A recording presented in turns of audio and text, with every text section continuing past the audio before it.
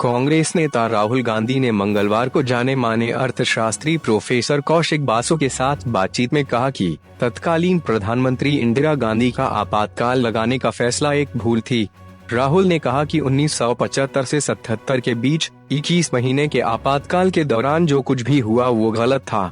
राहुल गांधी ने ये भी कहा कि आपातकाल के दौरान संवैधानिक अधिकार और नागरिक आजादी निलंबित कर दी गई थी, प्रेस को प्रतिबंधित कर दिया गया था और बड़ी संख्या में विपक्षी नेताओं को जेल में बंद कर दिया गया था। लेकिन ये सारी चीजें आज के माहौल से बिल्कुल अलग थी। राहुल गांधी ने प्रोफेसर बासु से कहा, मैं मानता हूँ कि वो एक भूल थी, पूरी तरह से गलत फैसला था और मेरी दादी इंदिरा गांधी ने भी ऐसा कहा था। लेकिन तब कांग्रेस ने भारत के संस्थानिक ढांचा पर कब्जा करने की कोशिश नहीं की थी। सच कहें तो यह क्षमता भी नहीं है।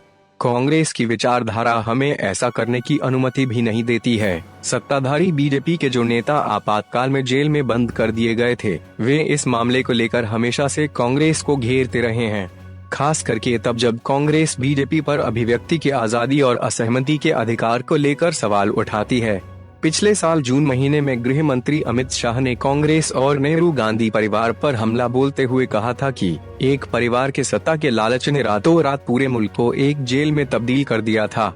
राहुल गांधी ने मंगलवार को कहा कि आपातकाल और आज जो कुछ हो रहा है उसमें मूलभूत अंतर है। राहुल ने कहा, आरएसएस संस्थानों में अपने लोगों को भर रहा है।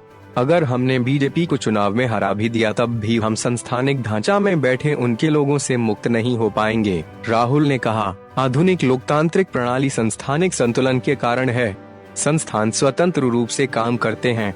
संस्थानों की स्वतंत्रता पर भारत का सबसे बड़ा संगठन, जिसे आरएसएस कहा जाता है, वो हमला कर रहा है। यह सुनियोजित तरीके से किया जा रहा है।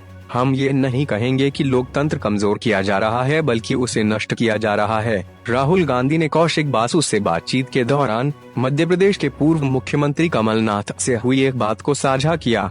राहुल ने कहा, जब कमलनाथ मुख्यमंत्री थे तो उन्होंने बताया कि उनकी सरकार के वरिष्ठ नौकरशाह उनके आदेशों को नहीं मानते हैं, क्योंकि वे सभी आरएसएस से जुड़े हैं। इसलिए अभी जो कुछ हो रहा है वो आपातकाल से बिल्कुल अलग है। राहुल गांधी ने कांग्रेस के भीतर आंतरिक लोकतंत्र पर भी बोला। कांग्रेस के वरिष्ठ नेता आनंद शर्मा और पश्चिम बंगाल कांग्रेस के प्रमुख अधीर रंजन चौधरी के बीच हुई विधानसभा चुनाव में गठबंधन को लेकर कहासुनी हुई है। आनंद शर्मा जी 23 के हिस्सा हैं और इस समूह के ज्यादातर नेता पार्टी के शीर्ष नेतृत्व से नाराज चल रहे हैं। राहुल गांधी ने कहा, मैं पहला व्यक्ति हूं जिसने पार्टी के भीतर लोकतांत्रिक चुनाव की बात कही। दिलचस्प है कि इस तरह के सवाल दूसरी पार्टियों में नहीं उठते हैं। बीजेपी, बीएसपी और समाजवादी पार्टी में आंतरिक लोकतंत्र की बात कोई नहीं उठाता। मैंने यूथ कांग्रेस में चुनाव कराया और पार्टी के भीतर भी इसकी वकालत की। लेकिन सोचने वाली बात है, उनके इस्तीफे के बाद उनकी मां कांग्रेस अध्यक्ष बनी। जो अभी आंतरिक लोकतंत्र की बात करते हैं, भूल जाते हैं कांग्रेस में किसी को बोलने को हक नहीं है और जहां गांधी परिवार ही कांग्रेस पार्टी है। यह बहुत ही दिलचस्प है जो राहुल के सोच से परे है। राहुल गांधी ने कहा कि भारत का लोकतंत्र गंभीर संकट से जूझ रहा है। राहुल ने कहा, एक लोकतंत्र उसके इंस्टीट्यूशन की स्वतंत्रता से चलता है, लेकिन भारत की वर्तमान व्यवस्था में इस स्वतंत्रता पर हमला किया जा रहा है। आरएसएस भारत के सभी इंस्टीट्यूशन पर हमला कर रहा है। न्यायपालिका, निर्वाचन आयोग, नौकरशाही और प्रेस में आरएसएस अपने लोगों को बैठा रहा है। एक नेता के तौर पर मैं अपना काम तभी कर सकता हूं जब मुझे इन संस्थानों की मदद मिलेगी।